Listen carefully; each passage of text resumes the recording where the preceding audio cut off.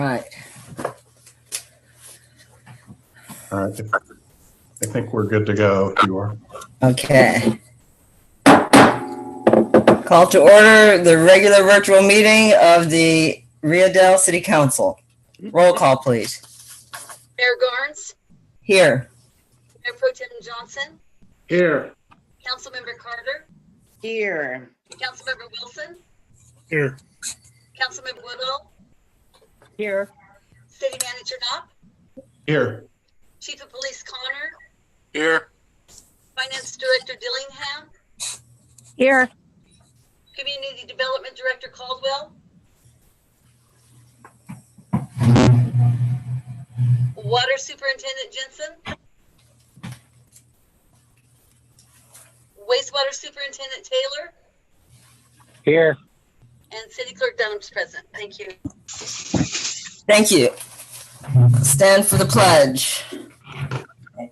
I pledge allegiance to the flag of the United States of America and to the republic for which it stands, one nation, under God, indivisible, with liberty and justice for all.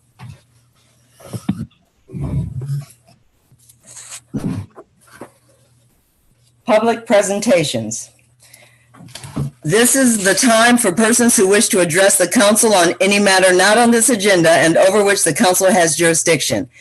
As such, a dialogue with the council or staff is not intended or allowed under the Ralph M. Brown Act. Items requiring council action not listed on this agenda may be placed on the next regular agenda for consideration if the council so directs, unless a finding is made by at least 2/3 of the council that the item came up after the agenda was posted and is of an urgency nature requiring immediate action. Please limit comments to 3 minutes. Are there any hands raised or emails? Currently, there are no hands raised. Okay. We did receive one public comment. Would you Sure. please read it? Dear Madam Mayor and council members, this Memorial Day, the Chamber of Commerce would like to honor our local veterans, past and present, by displaying their photos along with a short bio on the front lawn of City Hall. As time is short, the Chamber would appreciate it if the council would consider our request to move ahead with the project. Please see attachments. They submitted 3 attachments, which I won't be able to share at this time.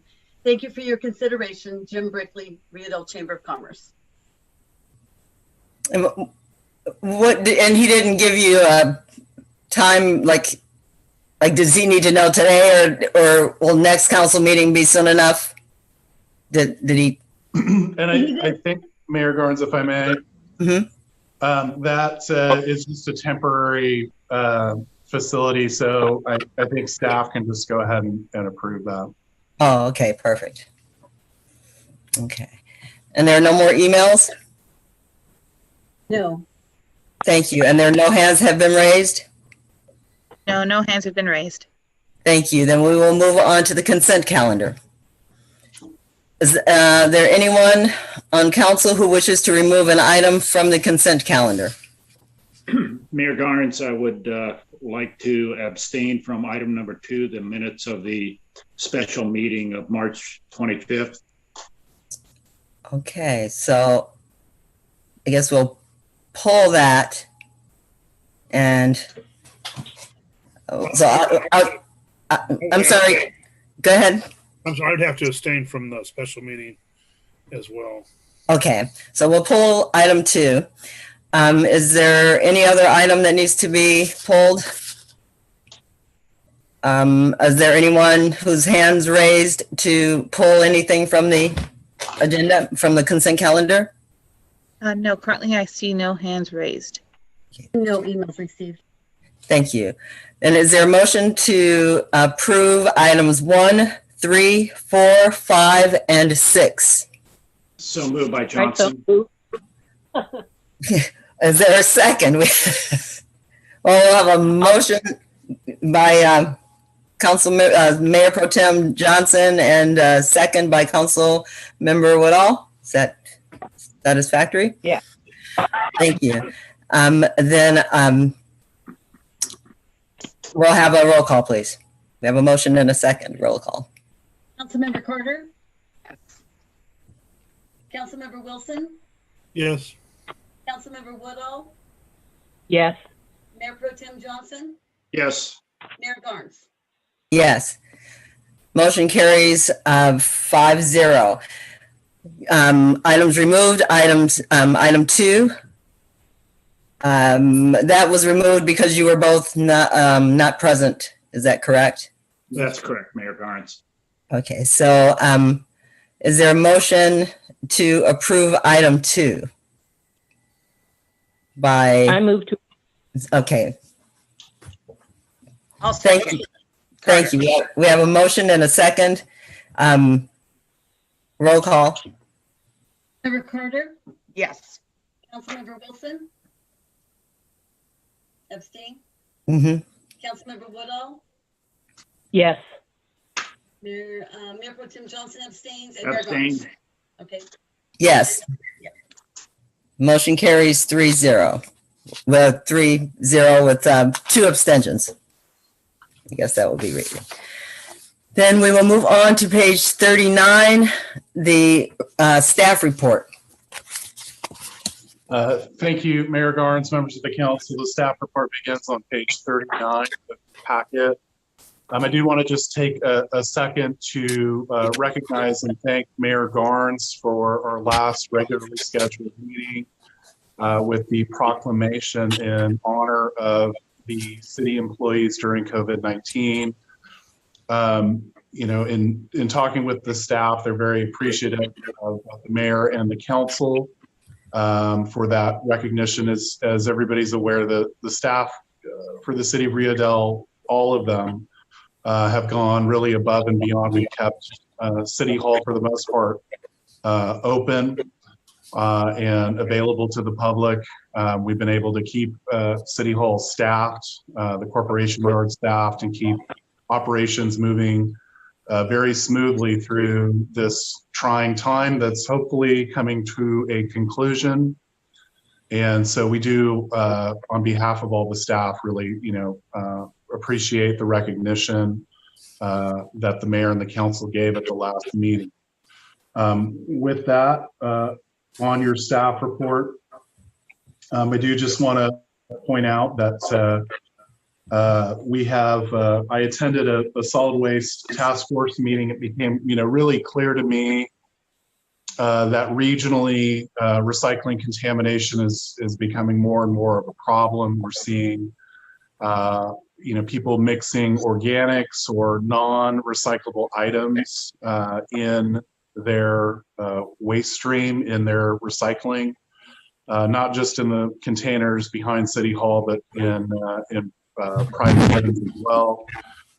So we're going to be working together regionally with our other city counterparts and county counterpart to push more of a public education campaign related to recycling contamination. As the council is well aware, there have been changes in the recycling market and rejection of recycling material that is highly contaminated. And so I think we can start to expect our franchise hauler to potentially reject pickups where there's clearly non-recyclable materials in recycling bins and that sort of thing. We don't want it to get that way.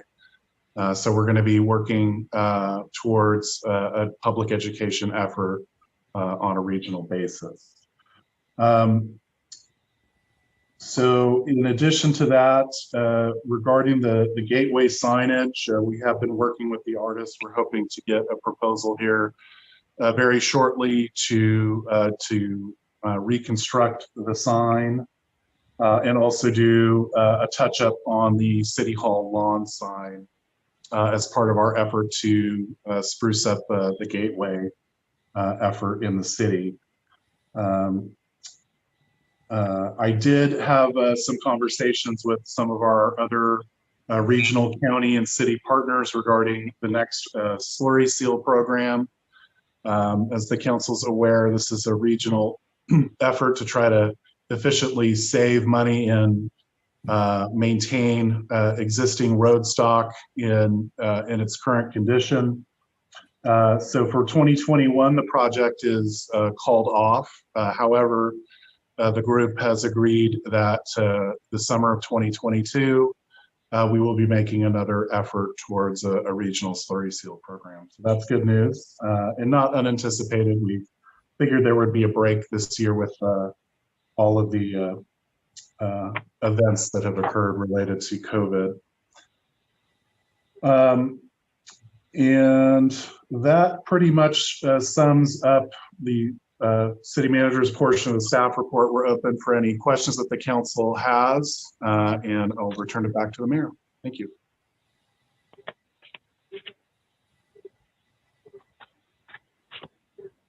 Thank you. I'll open up to council. Mayor Pro Tem Johnson, have you any questions? No questions, Mayor Garnes. Thank you. Thank you. Councilmember Carter? No questions from me either. Thank you. Thank you. Councilmember Woodall? Two questions. I was wondering if Kyle could tell us when we might be getting the cameras for City Hall. So we just got back the agreement or the contract from the city attorney. So we should have something hopefully before the end of the fiscal year, June 30th, completed. Thank you. And one other question, was Community Development Director Caldwell on the line? I didn't hear. Yes, I am on the line. Okay, and I have a question for you. I see you sent the city attorney requested information regarding the cell tower lease and amendments for additional 63 square feet. I'm wondering if we're doing an amendment, does that enable us to open negotiations on anything else on the lease? No, unfortunately, it does not. Oh, that's too bad. Okay, thank you. And that's it. Thank you. Councilmember Wilson? Yes, just a couple comments. One, I wanted to thank Kyle for our city manager going to the, taking a day with the HWMA interview to hire a new executive director, which they have selected someone, but I don't know if I'm at liberty to divulge that because I think they have to release it through channels. But thank you for that. Also on the, or I can do it rather than do it when we get up to council reports, since you mentioned the contamination of the recyclables, the going forward when we go with this 1383 with the food waste recyclable, that's a big area of contamination. And that's some of the stuff that came up during our interview process. That in some cases they actually have to have auditors that come and audit your food waste, because that has to have like pretty much to zero contamination. And so that's going to be a big headache going forward, as it really falls on the responsibility of the jurisdiction, which I anticipate we won't go out and hire a person to audit it, but we'll have to renegotiate our contract with Ecology, who will probably have to supply a person to audit the food waste. Just a heads up. And then the other question was on the interviews and hiring for OIT position. Were we successful in hiring those, Andrew? Yeah, so we've extended an offer. There's some, background and other HR checks that we have to do before the position is officially filled, but we're in that process. Great. Thank you. That's all I have. Thank you. And I have no questions. So we will then move on to special presentations. Presentation by JJA Inc. on the city's audited financial statements and accompanying information for fiscal year 2019-2020, page 45 in our packets.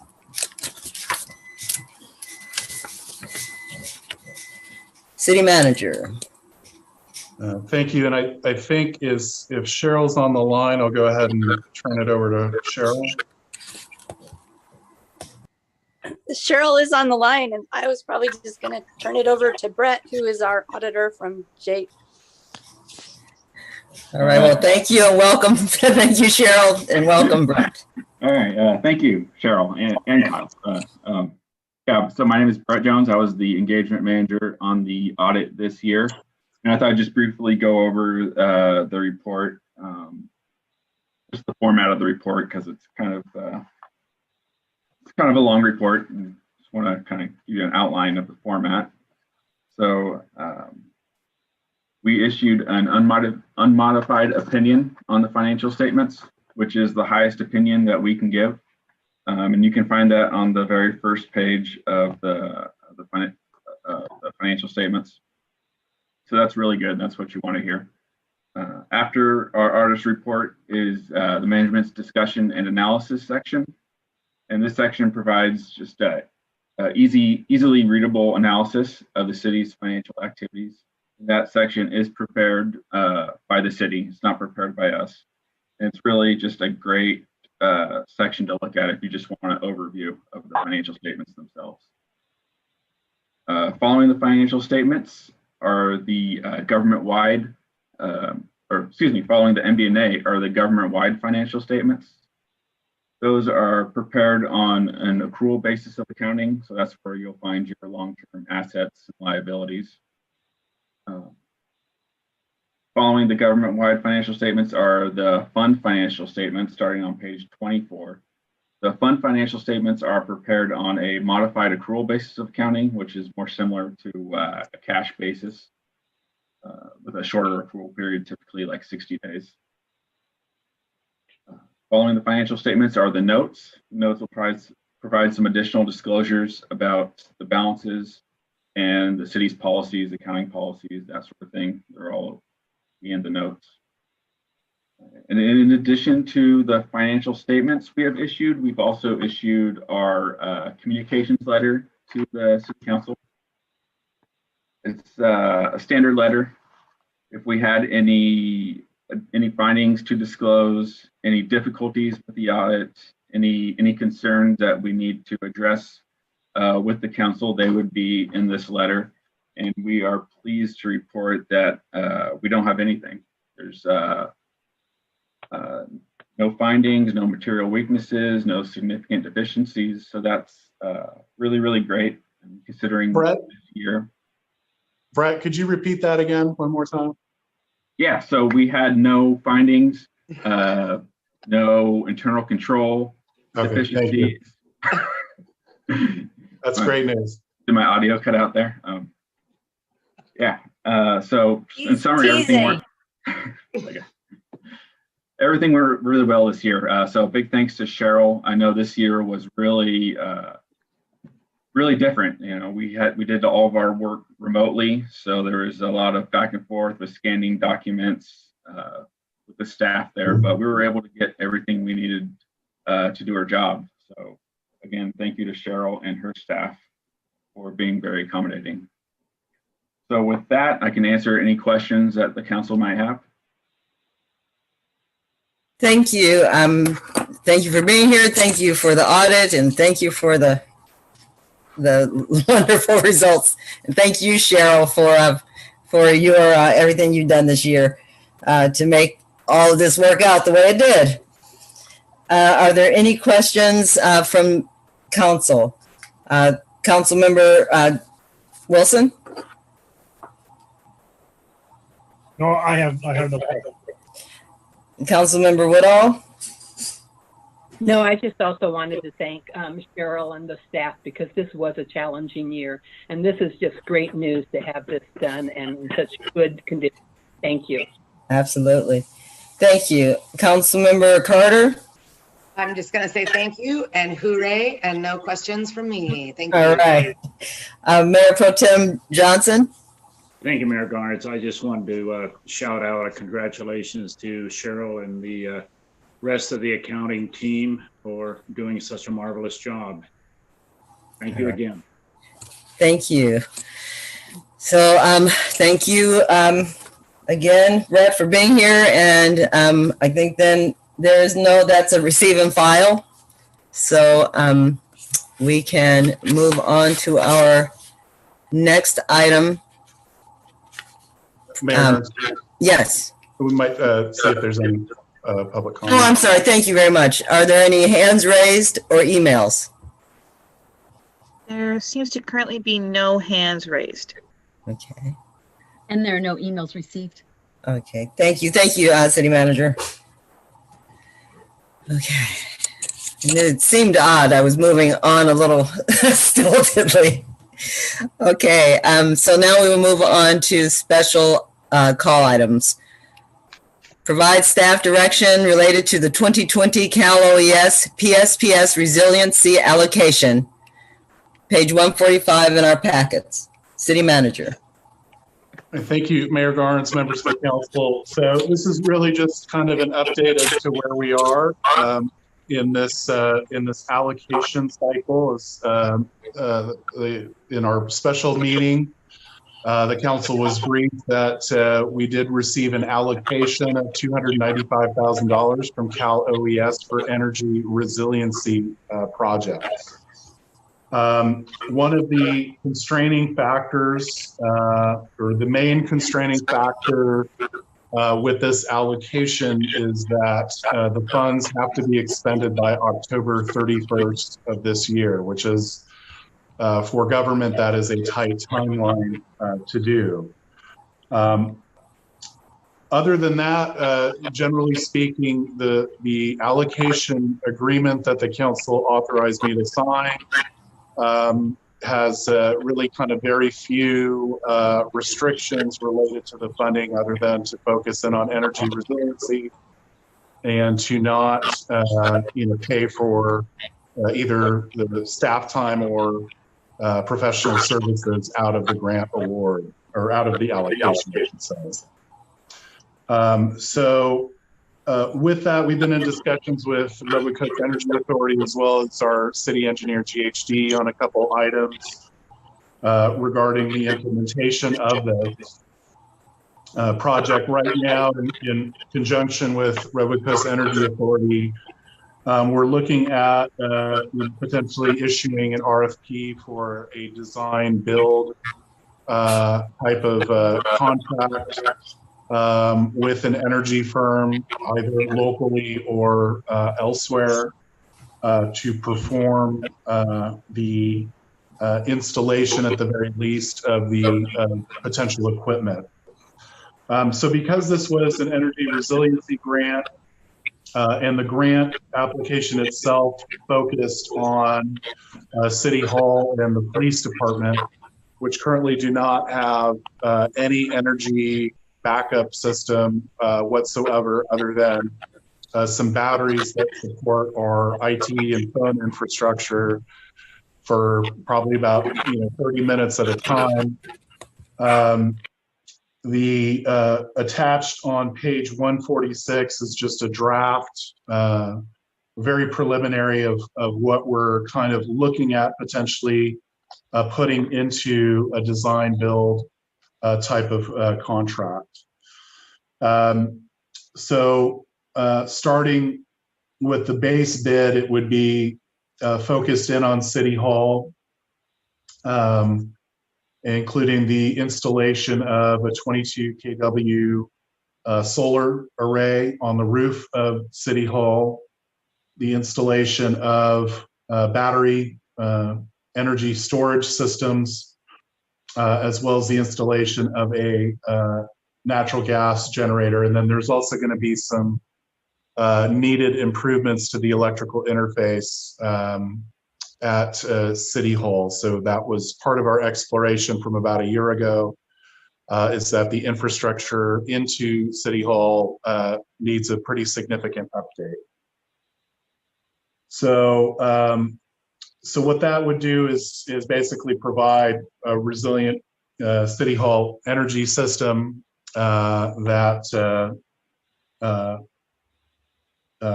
would definitely provide resiliency, not just during PSPSs, but during other similar events.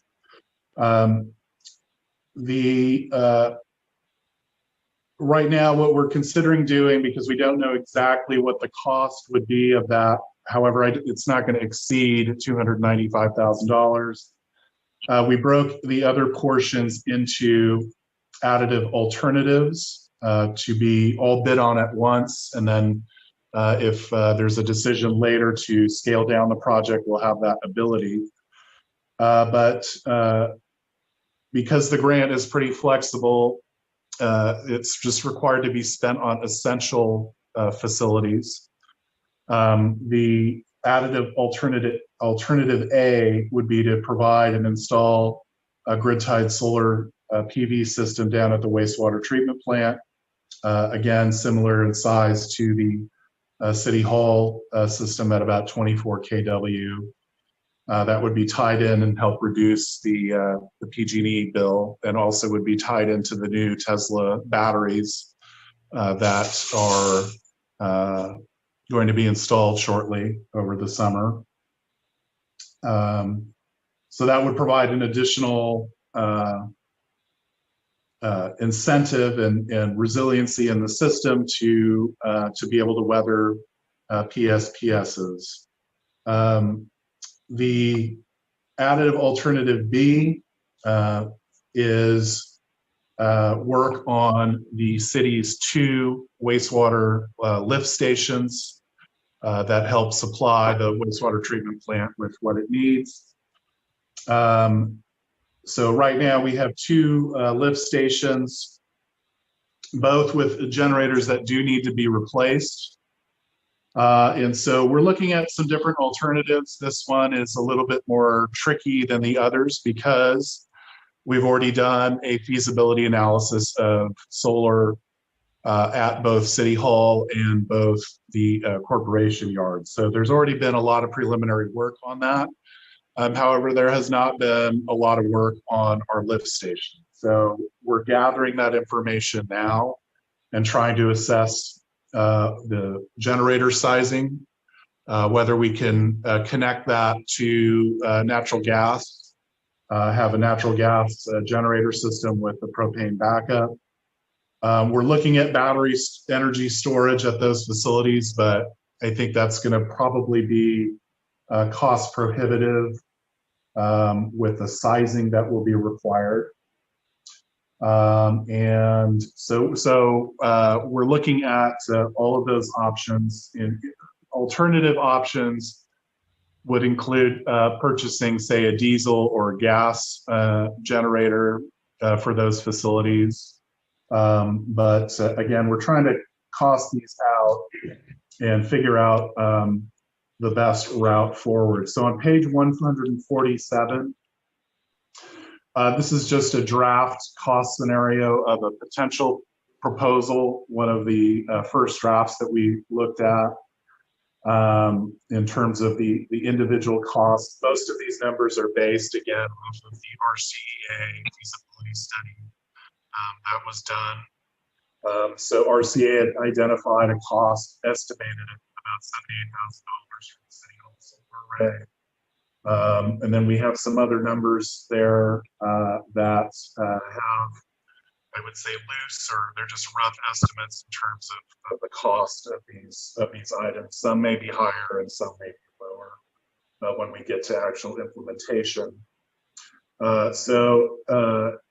Looking at the City Hall projects, the corporation yard, and lift stations all together, it would be, assuming that those numbers are correct, and again, put them with a grain of salt, there would need to be an additional subsidy from another fund in the city. So if it was wastewater, it'd be the wastewater capital fund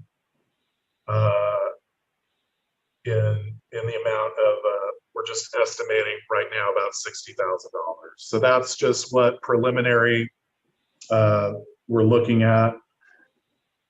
As we move forward, obviously, we'll get a clearer definition of what exactly the project is. But I wanted to bring it to the council as soon as possible to get your input, so we don't, head down a path that the council is not interested in going. or whether this represents the basic path. For 3 different types of facilities. One is City Hall, the Corporation Yard, and our 2 lift stations.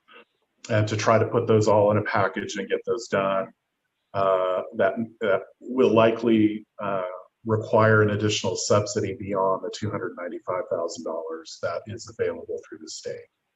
So with that, I will return to the council, see if there's any questions of staff or myself. Thank you, City Manager. Sounds fantastic. I'll open it up to the council. Councilmember Carter. Hi, thank you. So just first things first, Kyle, I might have missed something in the very beginning. You talked about the projects being focused on City Hall and Police Department, and I didn't quite hear if that's what the state said we had to do, or if that was kind of our plan internally. So the grant agreement, so the grant application was for City Hall, and it is a power PSPS resiliency grant. The only facility that you do not have any kind of energy resiliency is with the police department, with the City Hall building itself. So, so to stay in line with the grant, we would recommend that we do work at City Hall. Now, the scope and size of that is up to the council, but specifically in this grant proposal, or in the allocation, in what staff has seen and what staff has signed so far, it did not specifically mention City Hall. So, so in theory, the grant could be reapplied to other essential facilities, but I can't, guarantee that. Right. Okay. No, I just wanted to clarify if I had heard you right or not.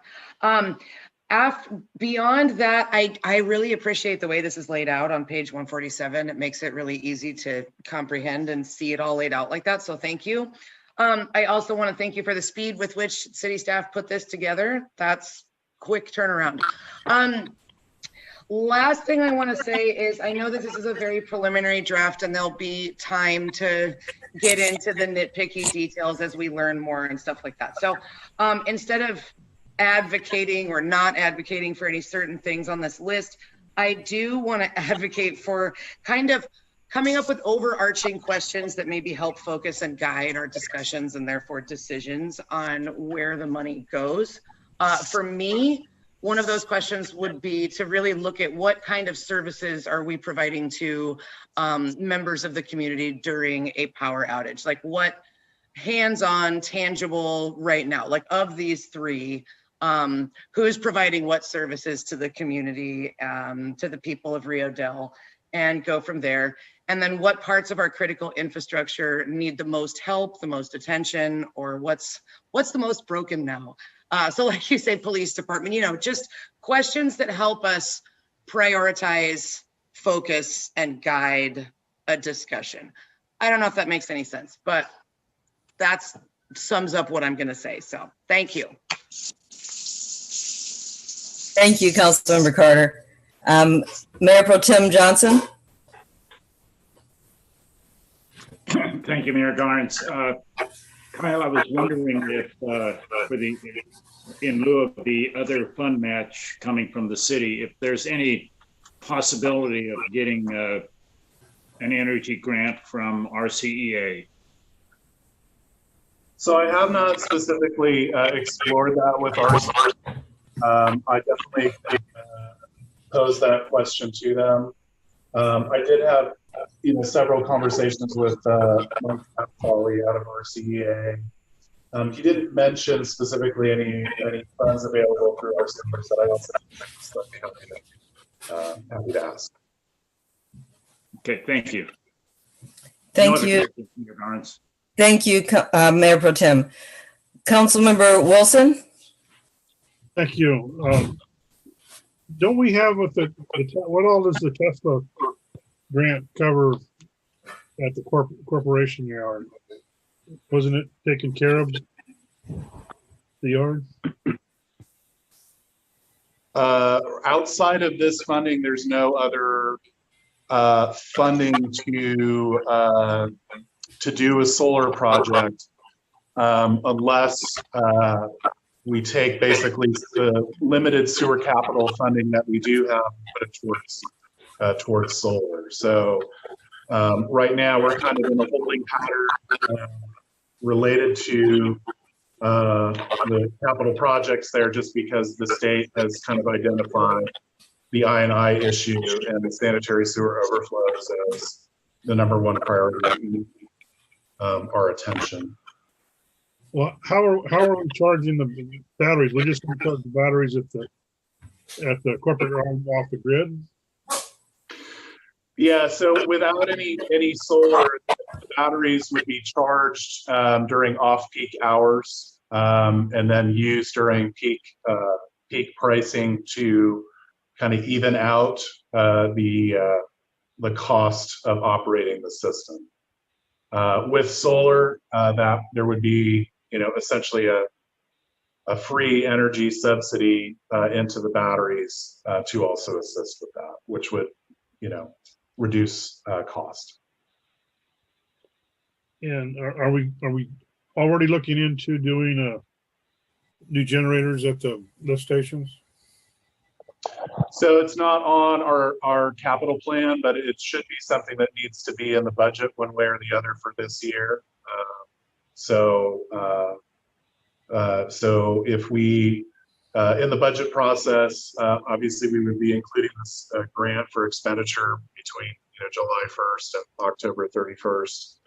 I do think that is something that we'll need to make a recommendation that we include some money, if it isn't able to be funded through this particular project, but to at least replace the generators at the facilities. All right, and I probably need to just wait and see where you're going out for a request for proposal. See what comes back, and then we know where we stand on that. And again, as Councilmember Carter said, I agree that we need to prioritize, particularly City Hall, which we discussed earlier when we went out and applied for this, that was, backing up our police and our city services for coordinating whatever needs to be taken care of in the city is a big deal. The other item in regards to Pro Tem Johnson's question on RCEA, I've never heard anything in the meetings ever talk about any kind of grants for PSPS. I'm not saying that they're not there, but they've never brought it up in discussion about making something available for that. So if there is something, we go for it. If not, basically I'm saying don't get your hopes up. I don't think it's there. That's all I have. Thank you. Councilmember Woodall. Yes. Hi. When you were mentioning additive 3 and 4 additive, alternate B and alternate C, did you mention, or did I understand you to say that alternate B would probably be more expensive than alternate C? In theory, yes. I mean, what we're looking, we're learning new things every day about the sizing of generators and what is really going to be required to power the facilities. It does look like they're going to have to be fairly sizable and expensive generators. So this is already outdated. On page 146, it mentions a 13 kW generator. We're probably looking more in the range of 40 plus. And so the cost dramatically escalates from there. Again, part of our problem for the lift stations is kind of just a lack of an initial feasibility study to specifically outline here's what's possible and here's what you can do and here's what you need. So we're kind of having to create that at this point in time. And so in theory, if you're just replacing a gas generator with another gas generator, That probably would be the most cost-efficient way to go. But I do know that our wastewater superintendent, Derek Taylor, has been advocating for a natural gas connection to the system. It does make a lot of sense in terms of it being able to operate independently without a whole lot of fussing over fuel, which has to be stored over long periods of time. And then during PSPSs or those massive power outages, fuel is a scarce commodity to find. And during our last major PSPS event, staff ended up spending an inordinate amount of time seeking out fuel to keep our main generator functioning when there were other issues that we needed to be addressing. So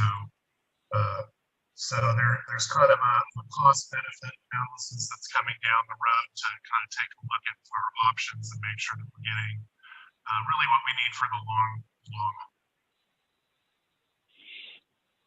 Okay, thank you. That was my only question. And I don't know if anybody's hearing me all right, but I'm having a terrible time with echoes on the phone.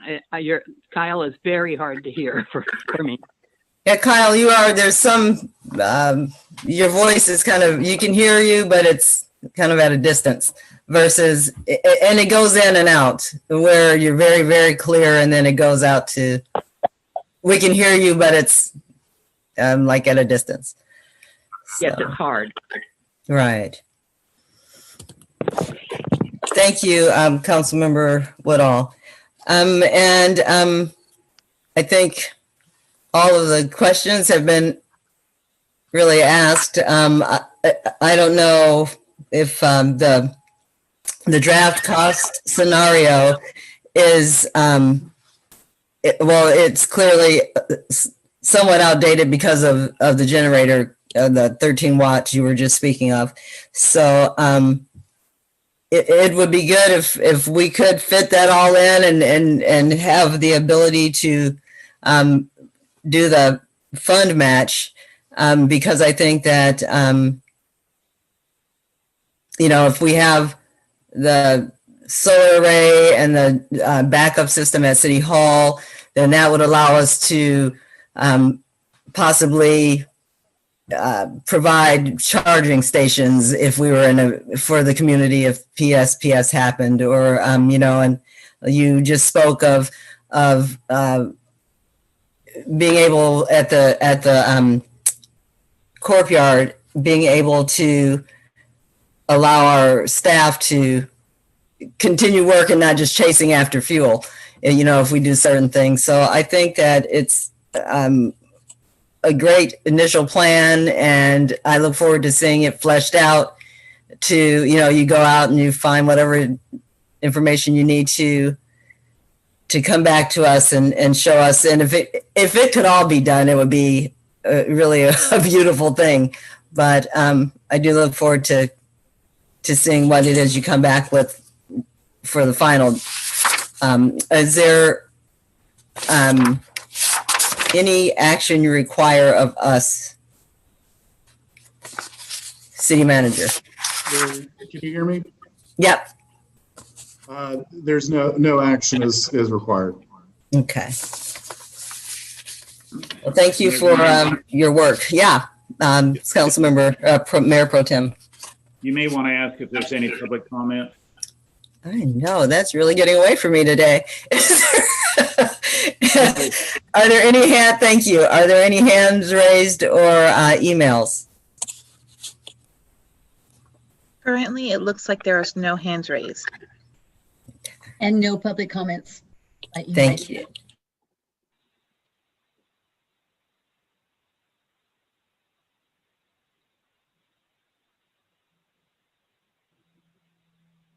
Deborah, you're muted.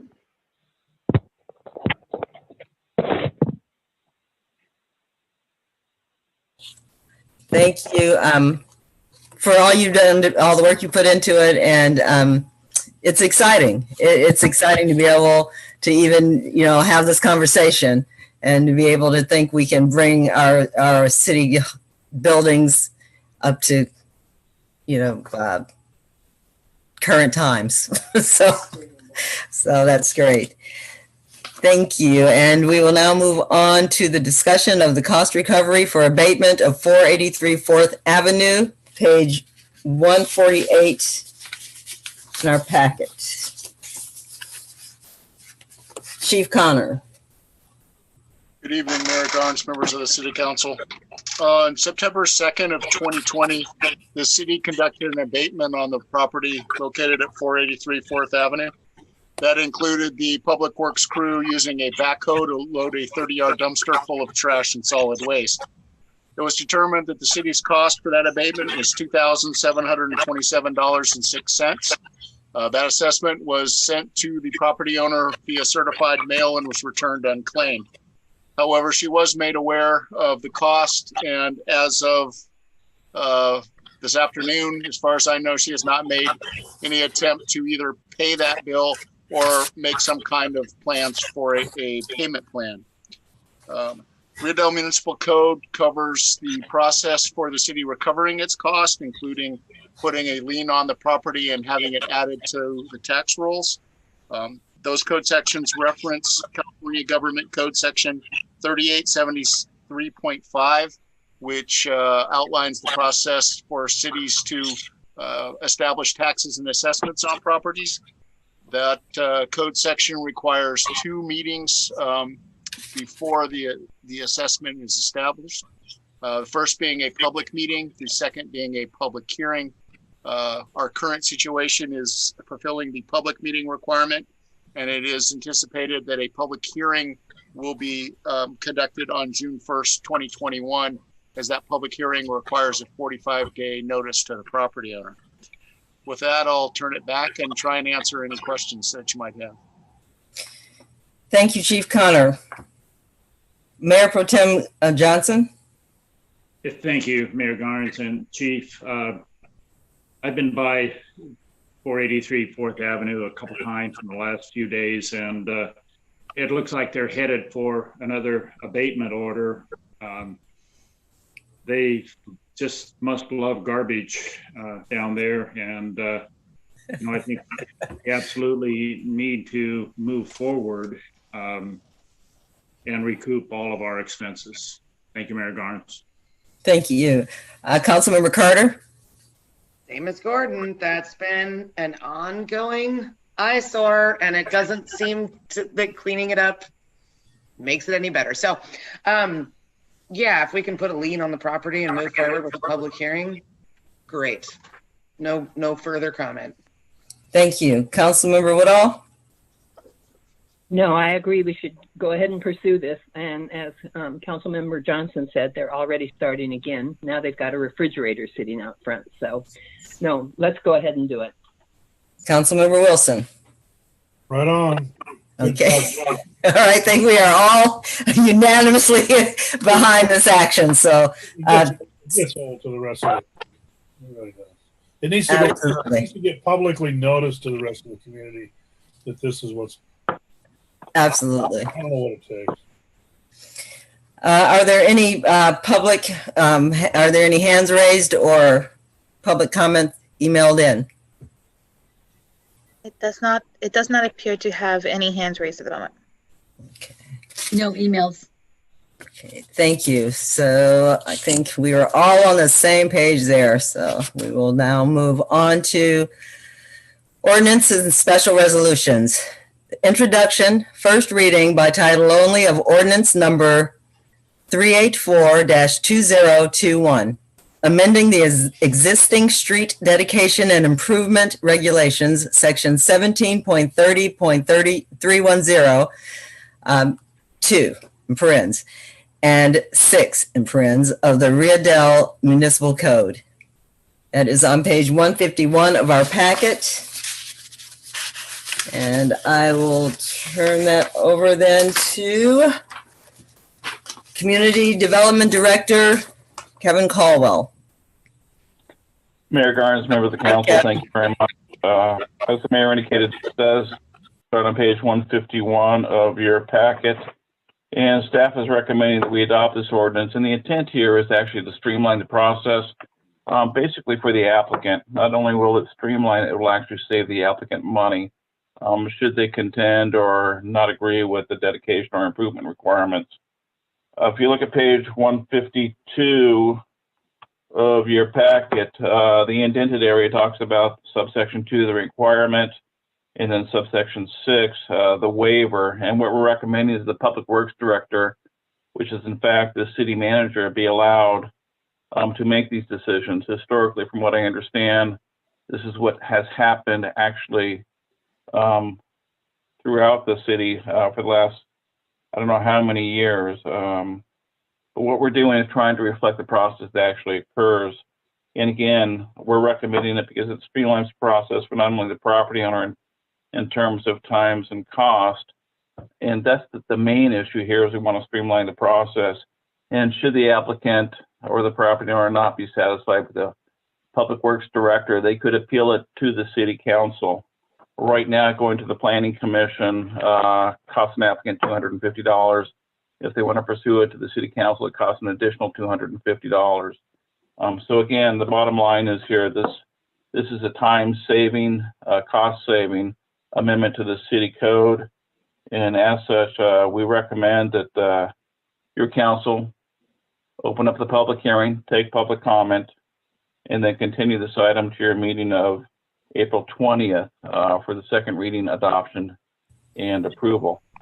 If the council has any questions or if the public have any questions, I'd be more than happy to try to answer them for you. Thank and you. I apologize for any feedback. I too am getting feedback myself. Thank you, Kevin. I'll open it up to council. Councilmember Wilson? I have no questions. Councilmember, oh, okay, thank you. Councilmember Woodall? No, I talked to Kevin today, so all my questions are answered. Thank you. Councilmember Carter? No questions for me. I think I get it. Thank you. Thank you. And Mayor Pro Tem Johnson? No questions, Mayor Garnes. Okay, and I think I had my questions answered as well. Are there any hands raised or emails? There are no hands raised. And no emails received. Thank you. So then we will, let's see, do I need to do a motion? Let me find my page. Okay. Mayor Garnes, if I may, the motion would be to continue the item. Yeah, to April 20th. Yeah, that's what I was just getting to. So is there a motion to accept the first reading and continue to the second reading of this ordinance? So moved by Johnson. You have a motion. Is there a second? I'll second. Second. Carter. We have a motion and a second. Roll call, please. Councilmember Carter? Yes. Councilmember Wilson? Councilmember Wilson? Yes. Councilmember Woodall? Yes. Mayor Pro Tem Johnson? Yes. Mayor Garnes? Yes, motion carries 5-0.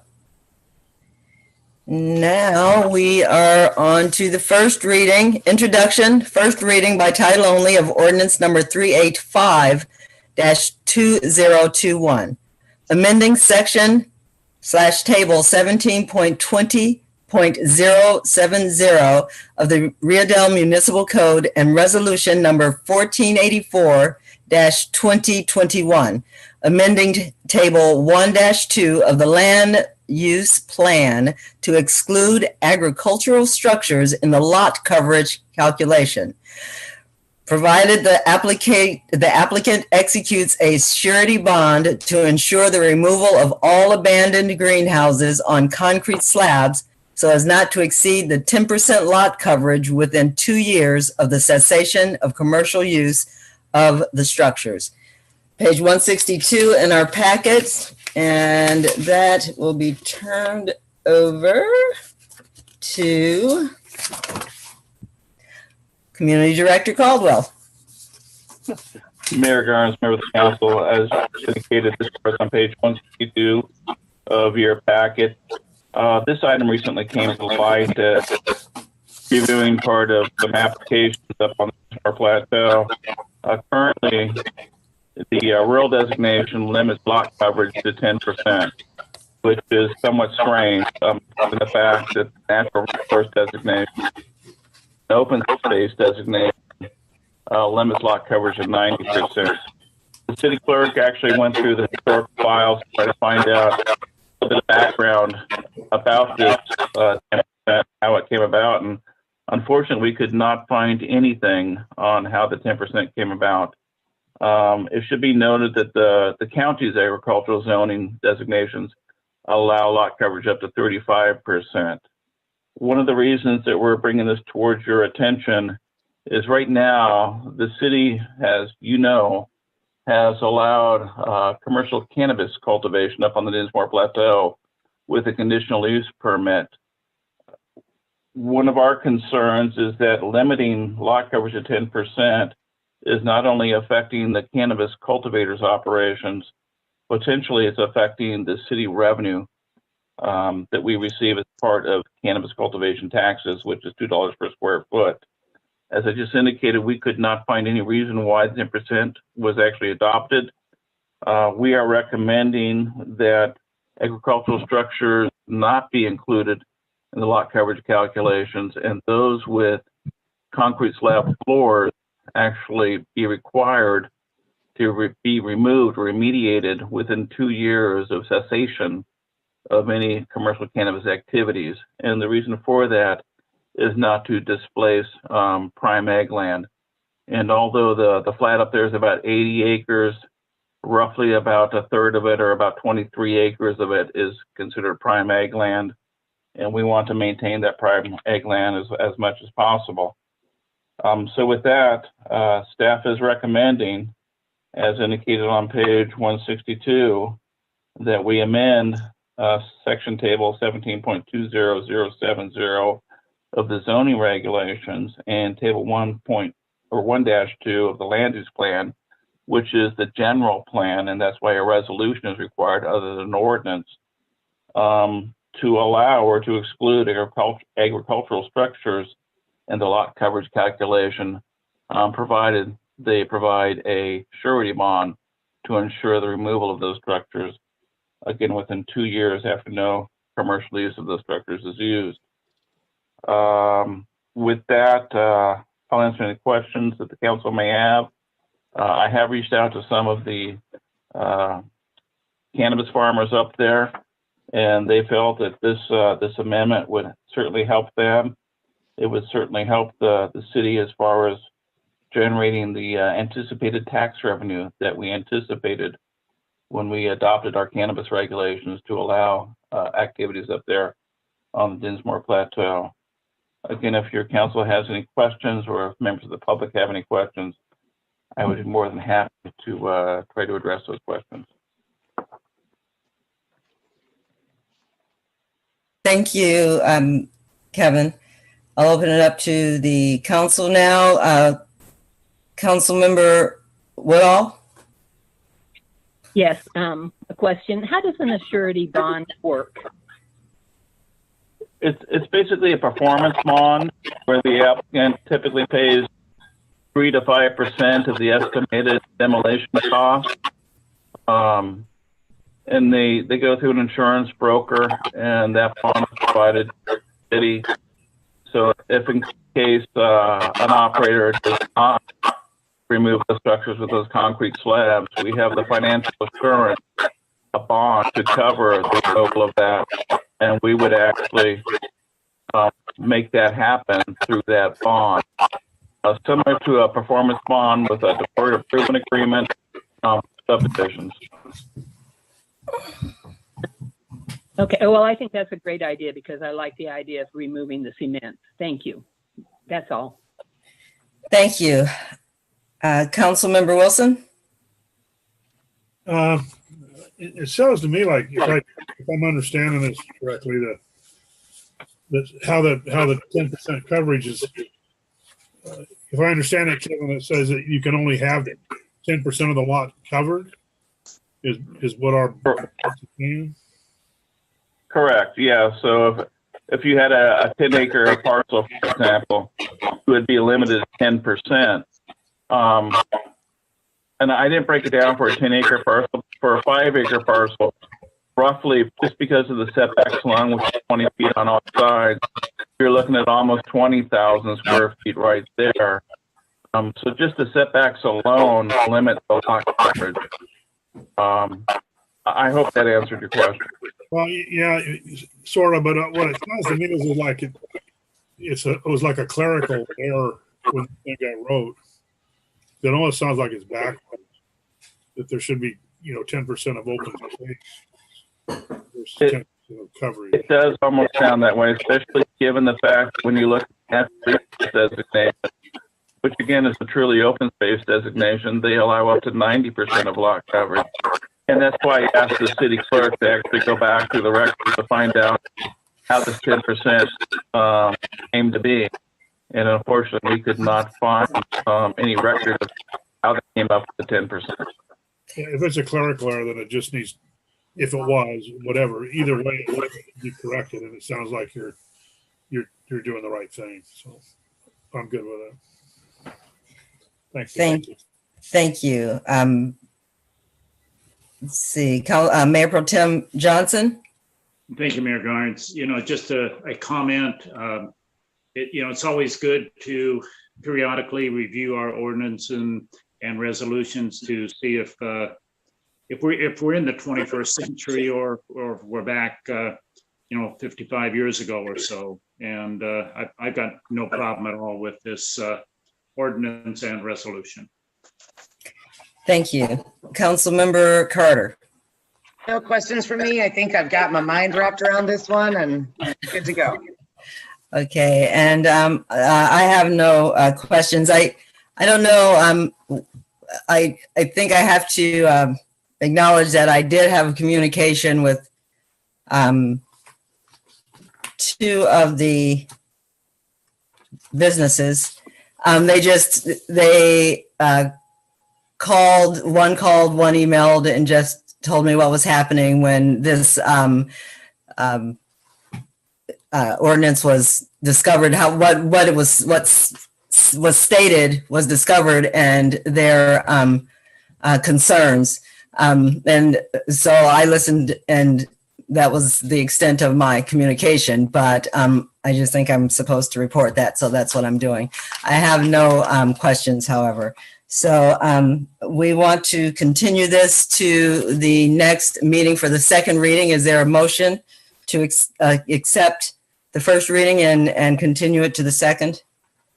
Mayor Garnes, I would is there? No. I know, I caught myself.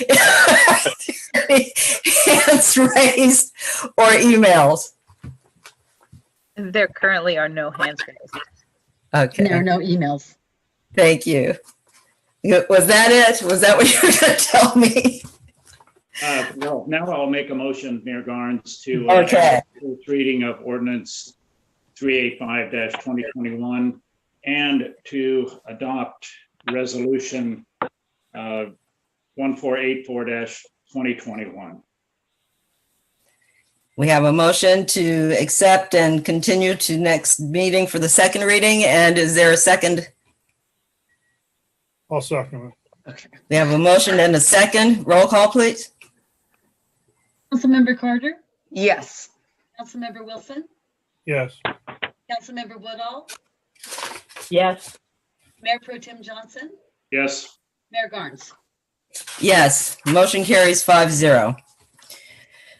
The final item is the introduction and first reading by title only of ordinance number 386-2021, establishing industrial hemp regulations banning the cultivation of industrial hemp in the city, section 17.30.180 of the Rio Dell Municipal Code, and renumbering general provisions and exceptions, sections 17.30.010-17 through, I think is what that means, 17.30.181 3.370 to accommodate the proposed industrial hemp regulations. Community Director Caldwell. Thank you, Mayor Garnes. This item starts on page 182 of your packet. As the council is most likely aware, Federal Farm Bill of 2018 allowed commercial hemp cultivation in all 50 states. Hemp cultivation is actually regulated by the county agricultural department. At the time it was approved, there was no fire and wind cultivated hemp in the city of Rio Dell. As the council is probably aware, based on concerns from a number of cannabis farmers, Humboldt County actually adopted a ban on hemp regulations sometime late last year. We did not have much of a concern until we actually understood that property owner on the Dinsmore Plateau made application for 20 acres of industrial hemp. At the time, we were not that concerned about it because there was no commercial cannabis application that had been submitted up there. In the meantime, we have received 2 commercial cannabis applications, both of which have been approved, and the third was submitted up there. These cannabis cultivators have expressed concern regarding hemp production up on the plateau and the potential for cross-pollination and introduction of pests commonly related to hemp. As such, the department or the city staff is recommending, based on their concerns, based on literature that we have read, that we establish a hemp moratorium in the city of Rio Dell. One of the things that we discovered is that the operator up there in the Dinsmore Plateau is actually utilizing a loophole in the federal regulations to create a Delta-8 compound, which is a hemp compound that actually has psychoactive activities or psychoactive effects similar to cannabis. And that's actually on page 183. If you take a look at your staff report, it's the 3rd or 4th paragraph down. We've included a couple attachments, one from the New York Times, one from Politico, that talk about or reference this federal loophole and the Delta-8 impact. Delta-8 is indicated as psychoactive product of hemp and is actually a manufactured product. Regardless of that, because of the potential for cross-pollination and because of the potential for the introduction of pests normally associated with hemp, and because of the investment that not only the farmers have, our cannabis farmers are actually investing up there on the Dinsmore Plateau. And the primary reason that the city allowed cannabis activities up there to generate much revenue for the city, we are recommending that your city council adopt a ban on industrial hemp up there. Again, I hope that you've all had a chance to read this information. I found the both New York Times article and the political articles were fascinating. There's also an article in there that's from the Marijuana Business Magazine that talks about the potential for cross-pollination. There are some studies that suggest that cross-pollination could occur as far away as 10 miles. The bottom line, in order to protect our cannabis farmers, in order to protect the city's anticipated revenue, staff is recommending impose a ban on industrial cultivation within the city of Rio Dell. Therefore, we recommend that the council approve the first reading, continue the second reading and adoption to your meeting of April 20th, take any public comment that may be out there, and if you have any questions that I may answer, I'll be more than happy to try. Thank you. Thank you, Kevin. I'll open it up to Council. Mayor Pro Tem Johnson. Thank you, Mayor Garnes. Kevin, you indicated that there's actually been some hemp growing and harvesting up on the plateau. Is that correct? That's my understanding from the county agricultural department. Okay. I cannot quantify that amount. I know that the application was approved for 20 acres. I don't believe 20 acres was grown. I don't know how much was grown. Could you, before our next meeting, when we're scheduled to approve this ordinance, find out if there's any hemp growing up there or what the plans of the farmers are for that 20-acre parcel? I can, and I will find out. Right now, it's actually not a 20-acre parcel. They were just approved for 20 acres of hemp cultivation.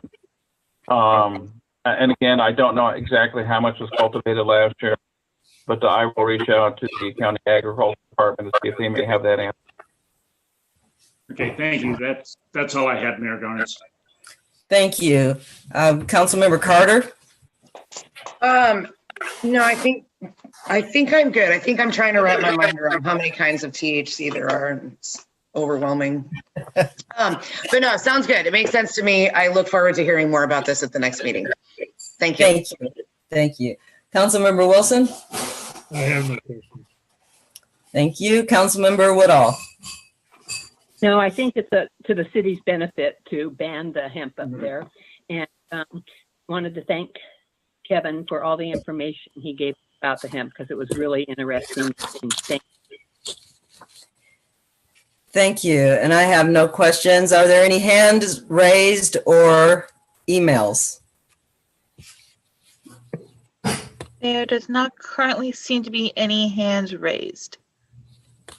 And no emails received. Okay, thank you. Mayor Garnes, if I, for just a quick second, if I could chime in and absolutely. If there are folks on the call who want to participate, it might be your first Zoom call. You'll want to press *9 on your phone or raise your hand via the Zoom app in order for the mayor to call you, or press *6 or unmute yourself via the app in order to speak now. I want to give a little bit of time to folks to figure that out because I think there might be public comment. Oh yeah, absolutely. Absolutely.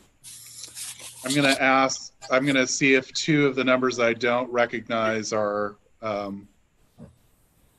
trying to speak. Okay. So I'm asking them to unmute and see if they have any comment via the app. Hello. Hello. Hey, how's it going?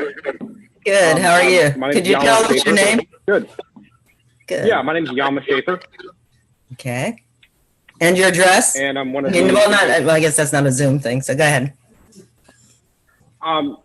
Yeah, I was one of the people interested in purchasing a property up on the plateau, and there's some conflict of interest as far as the cultivation of hemp and regular marijuana. So I just wanted to put out, and it's, the two are kind of hard to grow together, and there's problems with that. So I just wanted to point that out. Thanks for your time. Thank you for calling in and participating. Is there another caller? Thank you.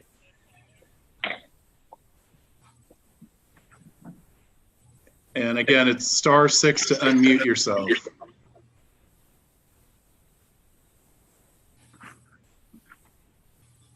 Okay, they're not unmuting, so I think that are the only other mystery callers. So. Okay. Well, I appreciate that someone actually called in and gave voice. That was cool. So, having no other hands raised or emails, I will ask for a motion to accept the initial introduction and first reading of ordinance number 386-2021 and a motion to accept and continue. So made by Johnson. We have a motion. Is there a second? I'll second Carter.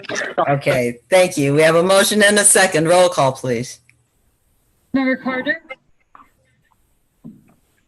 Was that my name? Yes. Thank you. Councilmember Wilson? Yes. Councilmember Woodall? Yes. Mayor Pro Tem Johnson? Yes. Mayor Garnes? Yes, motion carries 5-0. Now we are on to council reports and communications. Mayor Pro Tem Johnson. Thank you, Mayor Garnes.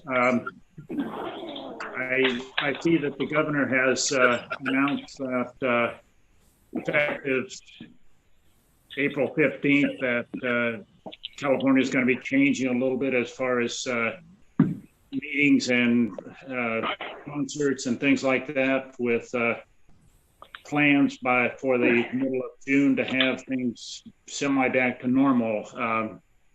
Wow, do I look forward to having in-person, same place, city council meetings with folk in the audience. I am so eager. Besides that, the last chance grade stakeholders meeting, all 4 working groups will be meeting on the 22nd of this month to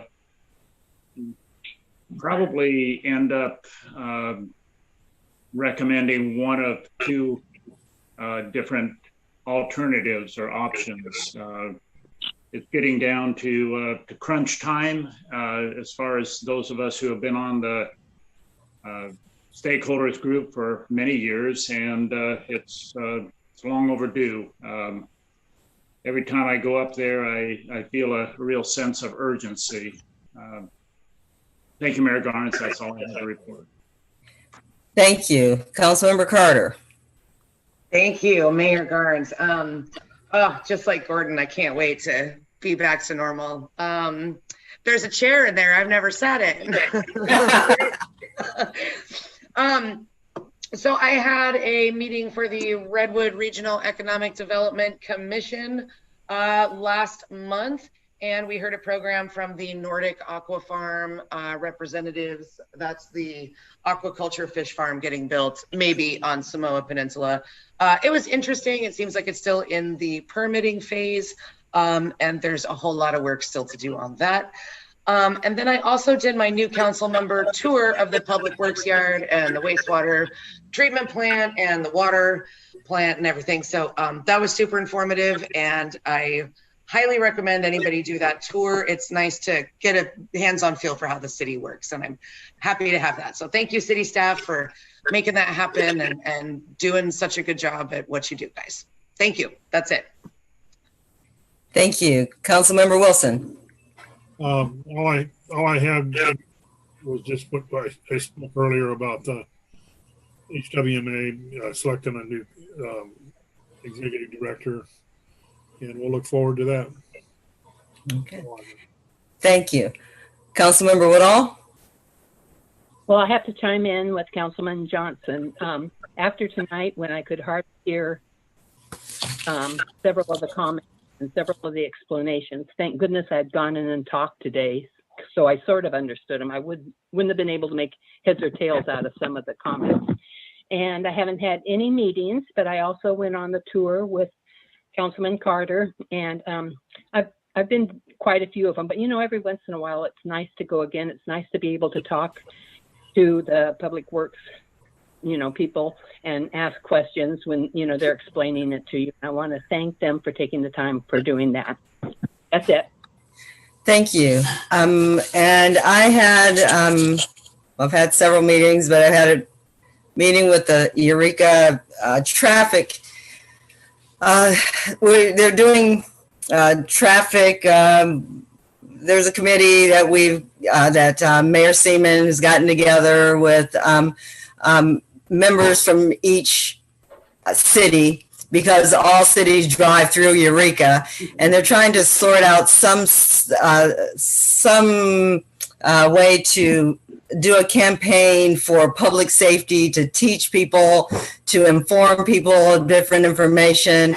Doing surveys of 18 to 34-year-olds to find out what their issues are. Just pretty much the whole, encompassing all things traffic, but trying to get Eureka to be in a safer space for just for traffic. It's important for everyone. It's important for all of our cities. We don't want accidents. We don't want, pedestrians injured. But Eureka has an over.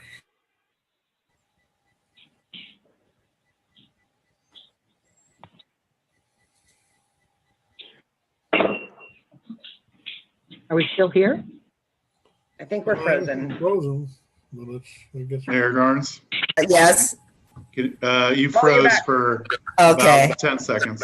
Okay. Well, I was just saying, about the traffic in Eureka, and we're just trying to work out a campaign, an educational campaign, and that's what this committee is about. So it's interesting, and we have another meeting coming up, I think, on Friday or next Monday. Anyway, and just as an interesting point, I had a communication from a person, a wonderful, it seemed, a wonderful woman in Augusta, Georgia, who watched our city council meetings. So there's a lot to be said for Zoom, and even when we get back, I hope that somehow we can still incorporate that, because I think we have reached more people, even in our own community, and clearly all the way to Augusta, Georgia. Thank you, Mary, for watching. Because the little camera we have in City Hall, we're very far away. People can't hear us. They kind of just see us. So hopefully when we are back in chamber, we can still have a Zoom portion so that we can get out to more people. That was amazing when I got this email. I was, wow, Augusta, Georgia, that's amazing.